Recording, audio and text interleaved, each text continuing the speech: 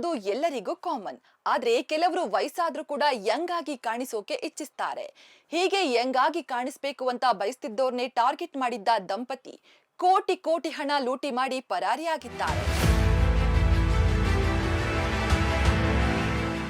ಉತ್ತರ ಪ್ರದೇಶದ ಲಕ್ನೋದಲ್ಲಿ 60 ವರ್ಷದ ವೃದ್ಧರನ್ನ 25 ವರ್ಷದ ಯುವಕರನ್ನಾಗಿ ಮಾಡುವುದಾಗಿ ಹೇಳಿ ನೂರಾರು ವೃದ್ಧರಿಗೆ ದಂಪತಿ 35 ಕೋಟಿ ಹಣ ವಂಚಿಸಿದ್ದಾರೆ.